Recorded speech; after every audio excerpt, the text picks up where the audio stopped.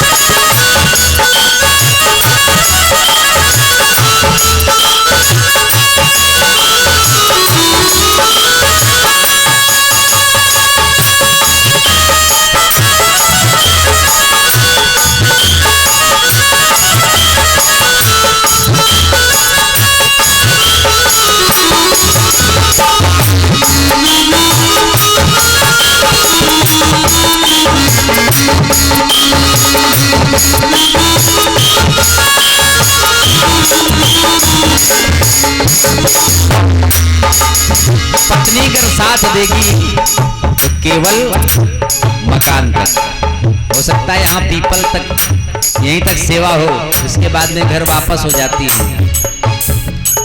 पत्नी अगर साथ देगी तो केवल मकान तक, पुत्री अगर साथ देगी तो केवल कन्या दान तक, क्योंकि बेटी पराया धन होती है। इष्ट मित्र अगर साथ देंगे तो केवल शमशान तक, पुत्र अगर साथ देगा अग्निदान या पिंड दान। जब तलक ये सांसें हैं, जब तलक ये रिश्ते हैं,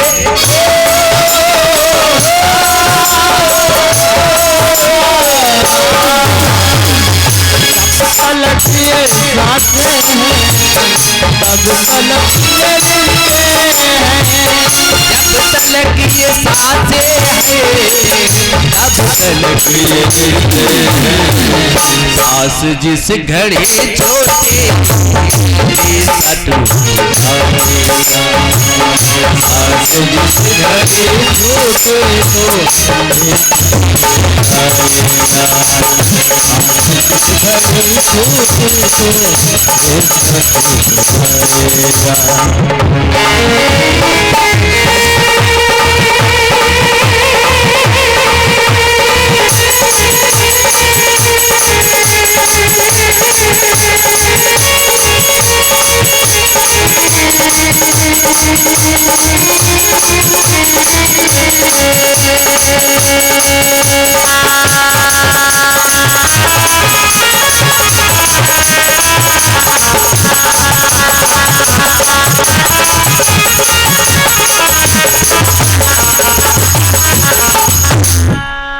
क्या तू लेके आया है, क्या तू लेके जाएगा। सूत जी महाराज जी ने बताया, अरे शौनकाद ऋषियों, शब्द, स्पर्श, रूप, रस और गंध, ये मन रूपी जीव को वैश्या रूपी धारण करके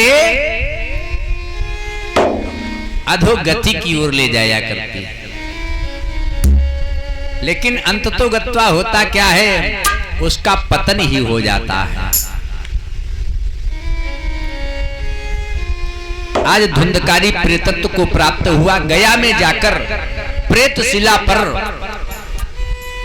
गोकर्ण महाराज जी ने पितरों की पूजा की है। पिता बंतु सिद्धार्थ ही गए थे। गोकर्ण महाराज जी अपने घर को आते हैं। आत्मदेव बहुत दुखी हुए, मेरा पुत्र खराब हो गया। धन्य है संत, संत वाणी कभी झूठ नहीं होती। संत ने कहा था, ब्राह्मण देवता तुम्हें 7 जन्मों तक किसी पुत्र की प्राप्ति नहीं होने वाली, लेकिन मैंने हठ करके संत से अनायास पुत्र मांगा। आज मेरा पुत्र मेरे सामने ही मृत्यु को प्राप्त हो गया। अरे पुत्र, मुझे क्या करना चाहिए? वहां पर गोकर्ण महाराज जी ने बताया है, कौन किसका है? कोई किसी का नहीं, पता नहीं। आज जो आपका पुत्र है, कितनी बार आपका पिता बना होगा। ये संसार है, मिट्टी से घड़ा बनता है, और जब घड़ा खत्म हो जाता है तो फिर मिट्टी बन जाती है। इसी प्रकार ये संसार का क्रम है। कभी हम आपके पिता होंगे, कभी आप हमारे पिता होंगे। ये एक अभिनय मंच दिया जाता है, और जो आपने मंच पर अभिनय पाया है, अगर उसको सुचारू रूप से बहुत अपने ज्ञान के द्वारा रोल अदा करेंगे तो भगवान आगे आपकी उन्नति करेगा। अगर धीरे धीरे, अब जैसे यहाँ कथा हमारी अच्छी न लगे लोगों को, इधर उधर कथा सुनाए, भागवत कथा ना सुनाए, तो कथा फ्लॉप हो जाएगी। दोबारा बुलाओगे? नहीं बुलाओगे ना? हम समझते थे यही कहोगे। जो फेल हो जाता है उसको दोबारा फिर पढ़ना पड़ता है। इसलिए पिताजी, ये संसार है, संघर्ष जीवन का पर्याय है। ये चुनौती भरा एक अभियान है। संघर्ष जीवन का पर्याय है, ये चुनौती भरा एक अभियान है। जो चला ना कभी और कभी ना रुका, लोग कहते हैं कि वो भगवान है। जो चला फिर रुका और लक्ष्य को पा गया, जो चला फिर रुका, लक्ष्य को पा गया। बस सब कहते हैं कि ये इंसान है। जो चला फिर रुका, लक्ष्य ना पा सका, सब कहते हैं कि वो शैतान है। ये संघर्ष जीवन का पर्याय है। इसलिए ईश्वर ने आपको ज्ञान दिया है, बुद्धि दी है, उसका प्रयोग करना चाहिए। इस धुंधकारी को अधोगति प्राप्त हो गई। इस दयनीय दशा को देखकर आत्मदेव जी पुनः घर नहीं आए, पुनः पन को चले जाते हैं। गोकर्ण महाराज जी घर आते हैं। जैसे घर आए तो देखा क्या,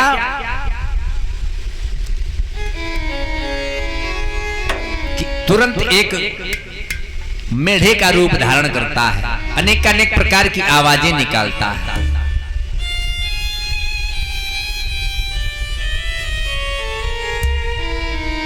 कहीं वृषभ बन जाता है। गोकर्ण महाराज जी ने जल लिया हाथ में, अभिमंत्रित करके जैसे ही उस पर छोड़ा है तो वह प्रेत आज बोलने लगा, कहने लगा, अहम भ्राता तुदीयोस्मि धुंधकारी नामतः। अरे भाई, हम आपके भाई हैं, मेरा धुंधकारी नाम है।